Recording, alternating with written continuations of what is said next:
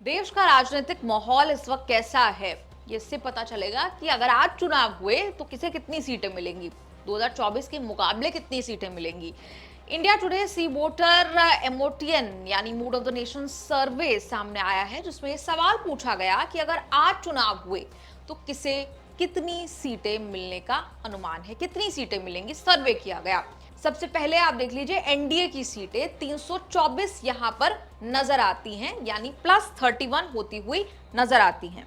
पिछले साल के लोकसभा चुनाव में ये 293 का आंकड़ा था। 293 सीट्स यहां पर एनडीए के पक्ष में जाती हुई नजर आई थी और अब इस सर्वे के मुताबिक +31 का फायदा 31 सीटों का जंप नजर आता है। 324 सीटें इस सर्वे के मुताबिक एनडीए को मिलती हुई नजर आती है। कोई घाटे में नजर आता है तो यहां पर इंडिया गठबंधन घाटे में नजर आता है। 208 सीटें यहां पर इंडिया गठबंधन के पक्ष में जाती हुई नजर आ रही हैं, यानी 26 सीटों का घाटा यहां पर होता हुआ नजर आ रहा है इंडिया गठबंधन के लिए, क्योंकि पिछले साल का जो लोकसभा चुनाव हुआ उसमें सीटें थी इंडिया गठबंधन की 234, अब यह आंकड़ा 208 पर फिसलता हुआ नजर आ रहा है।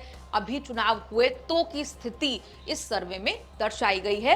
वोट परसेंटेज की बात कर ले, 47% का वोट परसेंटेज नजर आता है एनडीए की तरफ और इंडिया की तरफ 41% वोट परसेंटेज जो है वो नजर आता है। तो कुल मिलाकर तस्वीर ये कि अगर आज चुनाव हुए तो फायदे में नजर आ रहा है एनडीए और नुकसान में नजर आ रहा है इंडिया गठबंधन। अब आगे चलेंगे, आपको ये भी बताएंगे कि कांग्रेस और बीजेपी की स्थिति कैसी नजर आती है। अब पार्टियों की स्थिति आप देख लीजिएगा। अगर आज चुनाव हुए तो हमने एनडीए और इंडिया गठबंधन का आपको स्थिति क्या बनती हुई नजर आती है वो दिखाई। अब ये देख लीजिए कि बीजेपी और कांग्रेस की स्थिति, कहां बीजेपी और कांग्रेस यहां पर खड़े हुए नजर आते हैं।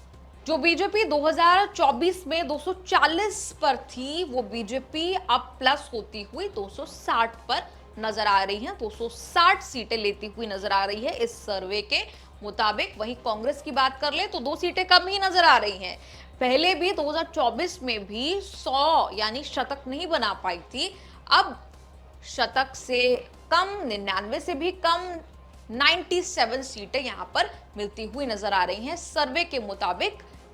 कांग्रेस पार्टी को लगातार संघर्ष जारी है, कांग्रेस पार्टी का लगातार रिवाइव करने की कोशिश जारी है, लेकिन फिलहाल की स्थिति में तस्वीर भैया ही बनती नजर आ रही है कि पहले के मुताबिक 97 सीटें यहां पाती हुई नजर आ रही है कांग्रेस पार्टी। 260, बीजेपी पहले 240 पे थी, 20 सीटों का जंप और कांग्रेस का 2 सीटों का घाटा। वोट परसेंट की बात कर ले तो बीजेपी 41 वोट परसेंटेज लेती हुई नजर आ रही है, कांग्रेस 21% वोट परसेंटेज लेती हुई नजर आ रही है।